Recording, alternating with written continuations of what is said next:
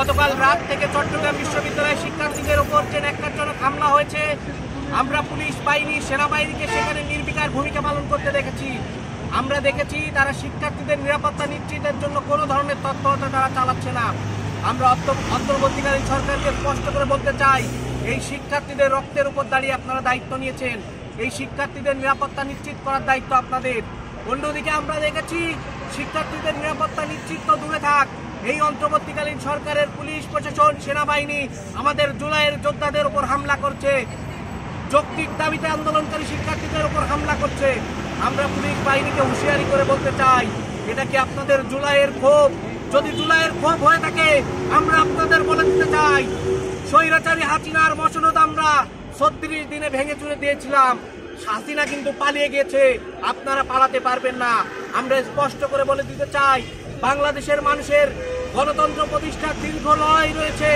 আজকে রাজশাহী বিশ্ববিদ্যালয়ে আমরা দেখেছি ছাত্র দলের নেতাকর্মীরা রাকসু ভবনে ভাঙচুর চালিয়েছে, সাধারণ শিক্ষার্থীদের মনোনয়ন উত্তোলনে বাধা প্রদান করেছে। আমরা বলতে চাই, দীর্ঘ গণতন্ত্র প্রতিষ্ঠার লড়াইয়ের পরে 24 এসেছিল, 24-এর পরে যদি কেউ আবার গণতন্ত্র প্রতিষ্ঠায় বাধা দিতে চায়, আমরা সমগ্র বাংলাদেশের শিক্ষার্থীরা ঐক্যবদ্ধভাবে এই রাকসু নির্বাচন বানচালের প্রচেষ্টাকে প্রতিহত করব।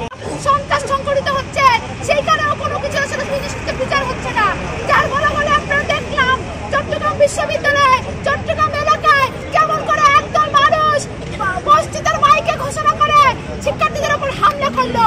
আমরা যখন জাহাঙ্গীরনগর বিশ্ববিদ্যালয়ে এখানে কোনো অভ্যুত্থান হচ্ছিল, তখন এইখানকার এলাকার মসজিদগুলোকে মাইকে বলা হতো, বন্ধুগণ আমরা এই মুহূর্তে স্বৈরাচারের বিরুদ্ধে কর্মসূচি নিয়ে মাঠে নামবো, আপনারা সকলে এলাকাবাসী যুক্ত হন। একই রকম ঘটনা আমরা দেখতে পাচ্ছি, কোনো অভ্যুত্থানের পরে মাইকে ঘোষণা করে সাধারণ শিক্ষার্থীদের উপর হামলা করা হচ্ছে। আমরা তীব্র নিন্দা জানাচ্ছি এবং বলতে চাচ্ছি, পুনরায় যদি এই বাংলাদেশকে আবার বিচারহীনতার বাংলাদেশে পরিণত করতে চান, তাহলে আপনার বিচার কিন্তু জনতা শেখ হাসিনার মতো করেই করবে। অতএব অবিলম্বে এই ঘটনার দ্রুত বিচার করে যে এই হামলাটি চালানো হয়েছে। আমরা দেখেছি কয়েকদিন আগেও আমাদের ডাক্তার সাবেক বিপি নুরুল হক হামলা চালানো হয়েছে। রাজশাহী বিশ্ববিদ্যালয় আজকেও সেখানে মারামারি হয়েছে এবং চিট্টাগাং বিশ্ববিদ্যালয়েও সেখানে কিন্তু এই ক্যাম্পাসকে পুরোপুরি অস্থিতিশীল করার জন্য একটি বিশেষ গোষ্ঠী সেই হামলাটি চালিয়েছে বলে আমরা বিশ্বাস করি।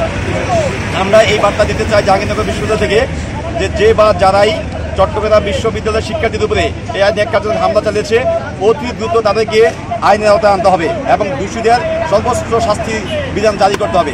কেননা বিশ্ববিদ্যালয়ের শিক্ষার্থীদের উপরে হামলা করার যে দুঃসাহসতা দেখিয়েছেন, তার পরিণাম কিন্তু কিছুদিন ভালো হবে না। একই সাথে আমরা আরেকটি বিষয়ে লক্ষ্য করেছি যে পুলিশ প্রশাসন এবং সেনাবাহিনী যারা আছেন চট্টগ্রাম বিশ্ববিদ্যালয়ের শিক্ষার্থীদের উপরে গতকাল থেকে আজকে দুপুর পর্যন্ত যে ন্যাক্কারজনক হামলা চালিয়েছে দফায় দফায়, তার বিরুদ্ধে কিন্তু পুলিশ প্রশাসন একদম নির্বিকার। তো আমরা পুলিশ প্রশাসনকে বলতে চাই, আপনারা আপনাদের জায়গা থেকে সর্বোচ্চ সহায়তার হাত বাড়িয়ে দেন। যদি আপনারা কোনো রকমের ষড়যন্ত্র করেন এবং শিক্ষার্থীদেরকে খেপিয়ে তোলেন, তাহলে তার পরিণাম কিন্তু কিছুদিন ভালো হবে।